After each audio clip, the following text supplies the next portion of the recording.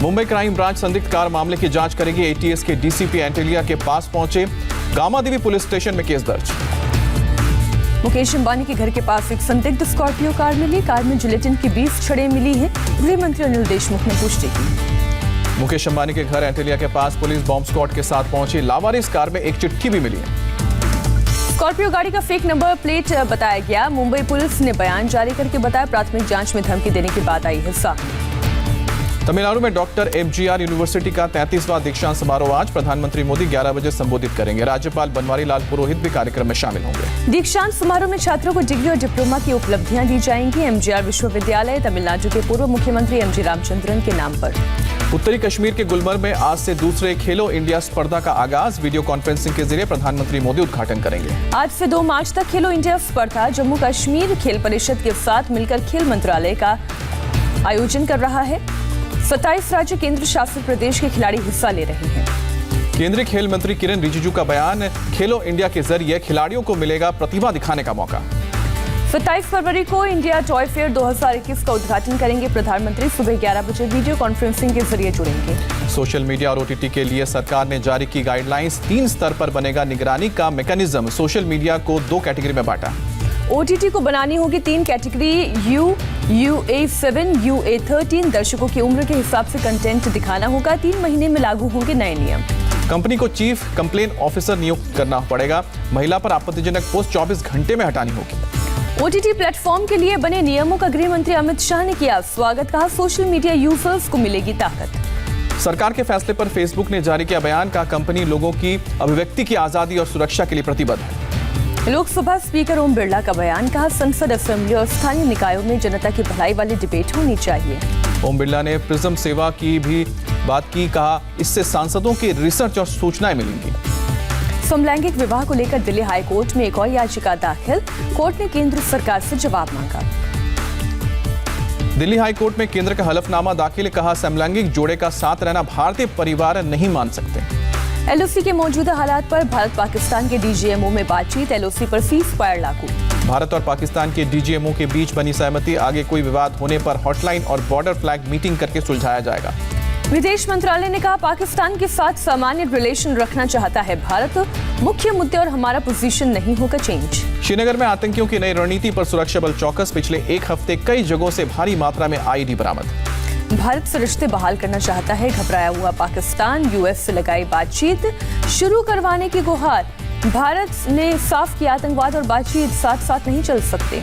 भारत और पाकिस्तान के डीजीएमओ के बीच बनी सहमति का अमेरिका ने स्वागत किया। कहा दोनों देशों के लिए अच्छी बात। ब्रिक्स सम्मेलन में हिस्सा लेने के लिए शी जिनपिंग के अभी भारत आने पर फैसला नहीं। इस बार भारत करेगा समिट की मेजबानी। बीजेपी अध्यक्ष जेपी नड्डा ने लॉन्च किया लुक्खो सोनार बांग्ला अभियान। मिशन के तहत मैनिफेस्टो के लिए लोगों से सुझाव मांगेगी पार्टी। आज बंगाल जाएंगे रक्षा मंत्री राजनाथ सिंह। बालूरघाट में रैली को संबोधित करेंगे। बंगाल के चुनावी घमासान में यूपी के सीएम योगी भी कूदेंगे। 2 मार्च को योगी मालदा में रैली करेंगे। अभिनेत्री पायल सरकार बीजेपी में शामिल। कोलकाता में जेपी नड्डा और दिलीप घोष की मौजूदगी में ली सदस्यता। सोनारपुर में परिवर्तन यात्रा में शामिल होंगे केंद्रीय मंत्री स्मृति ईरानी। चुनाव सभा को भी संबोधित करेंगी। ममता के भतीजे अभिषेक बनर्जी ने सोनार बांग्ला अभियान पर साधा निशाना। कहा जय बांग्ला कहने पर हमें क्यों बांग्लादेशी बोला गया। रैली की मंजूरी न मिलने पर ममता सरकार पर भड़के ओवैसी। कहा टीएमसी को डेमोक्रेसी नहीं हिपोक्रेसी पर भरोसा। पश्चिम बंगाल के आसनसोल में सीआरपीएफ ने किया फ्लैग मार्च। आने वाले विधानसभा चुनाव को देखते हुए एक्शन में जवान। बीजेपी में शामिल हुए मेट्रो मैन ई श्रीधरन। केंद्रीय मंत्री आरके सिंह की मौजूदगी में ली पार्टी की सदस्यता। पुडुचेरी में राष्ट्रपति शासन लागू। सीएम वी नारायण स्वामी नहीं साबित कर पाए थे बहुमत। पेट्रोल डीजल के दाम कम करने के सवाल पर बोली वित्त मंत्री निर्मला सीतारमण। कहा दाम कम करना धर्म संकट। पेट्रोल और डीजल के दाम बढ़ने पर बोले रिजर्व बैंक गवर्नर। कहा मुझे भरोसा केंद्र और राज्य सरकारें मिलकर लेंगे सकारात्मक फैसला। दिल्ली में कांग्रेस का अनूठा प्रदर्शन। प्रेस कॉन्फ्रेंस के दौरान सुप्रिया श्रीनेत और विनीत पुनिया गैस सिलेंडर पर बैठे दिखे। नाना पटोले ने केंद्र पर बोला हमला। तेल की कीमतें बढ़ाकर जनता को लूटने का आरोप लगाया। हैदराबाद में आरएसएस प्रमुख मोहन भागवत का बयान। भारत से अलग हुए देशों को फिर से एकजुट होने की जरूरत। संकट है पाकिस्तान। दुनिया के कल्याण के लिए गौरवशाली अखंड भारत की आवश्यकता। भागवत ने कहा भारत में चुनौतियों से निपटने की क्षमता है और दुनिया मुश्किलों से पार पाने के लिए हिंदुस्तान की ओर देखती है। सूरत के निकाय चुनाव में आपके प्रदर्शन से अरविंद केजरीवाल गदगद। आज 7 किलोमीटर लंबा रोड शो करेंगे केजरीवाल। जनता को देंगे धन्यवाद। सीएम केजरीवाल की सुरक्षा कम किए जाने के दावों पर दिल्ली पुलिस का बयान, सिक्योरिटी में कोई बदलाव नहीं। दिल्ली पुलिस PRO चिन्मय विश्वास का दावा, 4 लोगों को हटाकर नए 4 लोगों को उनकी सुरक्षा में लगाया गया है। नए कृषि कानूनों के विरोध में आज किसान कांग्रेस कृषि मंत्रालय का करेगा घेराव। किसानों के प्रदर्शन के 3 महीने पूरे होने पर थाली बजाकर विरोध जताएंगे। कृषि मंत्री नरेंद्र सिंह तोमर का बयान, कहा किसान सरकार के प्रस्ताव पर अपना मत लेकर आएंगे तो बातचीत के लिए तैयार। ब्रिटेन की अदालत का बड़ा फैसला, भारत लाया जाएगा भगोड़ा नीरव मोदी। लंदन की अदालत ने कहा नीरव मोदी ने सबूत नष्ट करने और गवाहों को डराने की साजिश रची थी। अदालत ने कहा कि नीरव मोदी को दोषी ठहराने के पर्याप्त सबूत हैं। जज ने मानसिक सेहत ठीक नहीं बताने वाली याचिका ठुकराई। फैसले के खिलाफ 14 दिन के अंदर हाईकोर्ट में अपील कर सकता है नीरव मोदी, लेकिन पुख्ता सबूतों की वजह से बचने की गुंजाइश कम। लंदन कोर्ट के फैसले पर विदेश मंत्रालय का बयान, कहा सरकार जल्द प्रत्यर्पण की कोशिश करेगी। कांग्रेस नेता सलमान खुर्शीद ने फैसले का स्वागत किया, लेकिन पूछा ये किसकी सफलता, हमारी एजेंसी की या फिर यूके के कानून की। देश में करीब 1.5 महीने के बाद कोरोना मामलों में अचानक उछाल, 24 घंटे में आए 16,000 से ज्यादा केस, 138 की मौत। महाराष्ट्र में कोरोना के गुरुवार को भी 8,700 से ज्यादा केसेज आए, 24 घंटे में 56 लोगों की जान गई। मुंबई में कोरोना के 1,145 नए केस सामने आए, एक दिन में 5 मरीजों ने गंवाई जान। बीजेपी शासित राज्यों पर महाराष्ट्र कांग्रेस चीफ नाना पटोले ने लगाया कोरोना का डेटा छिपाने का आरोप, कहा महाराष्ट्र के लोग जागरूक।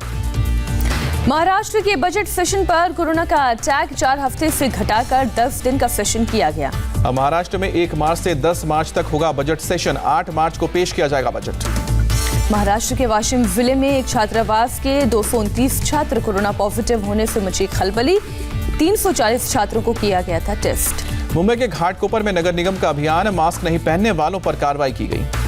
दिल्ली में कोरोना के 220 नए मामले मिले, 24 घंटे में नहीं गई एक भी मरीज की जान। केरल में कोरोना के 3,667 नए मरीज मिले हैं, 24 घंटे में 14 लोगों की जान गई। केरल में कोरोना के हालात को देखते हुए सीएम की अपील, केंद्र सरकार से और ज्यादा वैक्सीन देने की मांग की। बिहार में मार्च के पहले हफ्ते से शुरू होगा तीसरे चरण का कोरोना टीकाकरण, आज स्वास्थ्य मंत्री गाइडलाइंस जारी करेंगे। राजस्थान सरकार की कोरोना पर नई गाइडलाइंस, केरल और महाराष्ट्र से आने वाले यात्रियों के लिए RT-PCR टेस्ट जरूरी। भारत ने अब तक 361.94 लाख कोरोना वैक्सीन के डोज दुनिया के कई देशों में भेजा है और MEA ने इसकी जानकारी दी है। छत्तीसगढ़ के बस्तर में ऑपरेशन संगम के तहत 3 दिन में 7 नक्सल ठिकाने नेस्तो नाबूद, नक्सलियों के अड्डे से भारी मात्रा में गोला बारूद बरामद। तमिलनाडु में शिवकाशी में पटाखा फैक्ट्री में लगी भीषण आग, हादसे में 6 लोगों की मौत। दिल्ली में अपराधियों ने पुलिस के जवान को मारी गोली, भलसुआ डेयरी के पास 3 अज्ञात लोगों ने की फायरिंग, हमले में पुलिस जवान घायल, आरोपियों की तलाश जारी। यूपी के आगरा में दिन दहाड़े लड़की का अपहरण, CCTV में कैद हुई किडनैपिंग की वारदात, पुलिस लड़की की तलाश में जुटी। यूपी में बेटी बचाओ कार्यक्रम, पंचायत का पहल, शाहजहांपुर में आज से बेटी है गृह लक्ष्मी कार्यक्रम का आगाज। अहमदनगर का नाम बदलने को लेकर विवाद, हेलकर के वंशज आए सामने, कहा अलियाबाई होलकर रखा जाए जिले का नाम, CM उद्धव को खत भी लिखा। जम्मू कश्मीर में जारी है सेना भर्ती रैली, 3 दिनों की रैली, 40,000 आवेदकों ने आवेदन दिया। यूपी के लखनऊ में पुलिस जवान की पिटाई का वीडियो वायरल हुआ, मॉल में चोरी का आरोप, सिपाही सस्पेंड।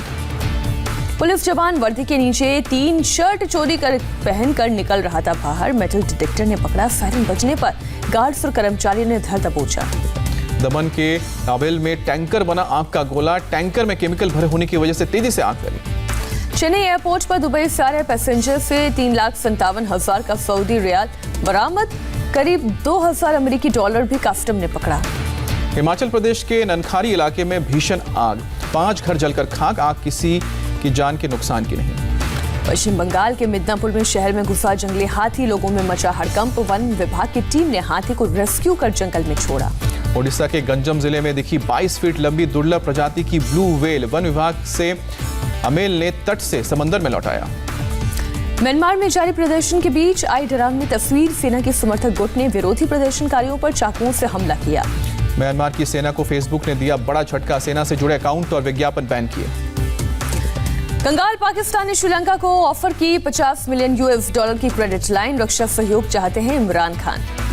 चीन के राष्ट्रपति ने गरीबी पर फतेह हासिल करने का दावा किया, कहा 10 साल पहले गरीब मुक्त हो गया चीन।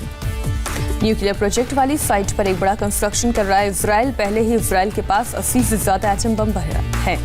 इंडोनेशिया में सोने की एक खदान ढही, 3 महिलाओं का शव मिला, 15 लोग मलबे से सुरक्षित निकाले गए। उत्तरी टोक्यो पर जंगल की आग का खतरा बढ़ा, आग बुझाने के लिए सेना के हेलीकॉप्टर्स लगाए गए।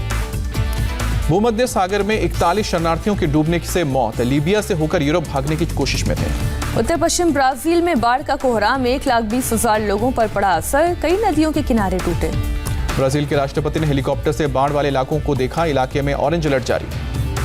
इटली के एटना पर्वत पर एक हफ्ते से ज्वालामुखी सक्रिय, नजदीक के केतानिया एयरपोर्ट को बंद किया गया।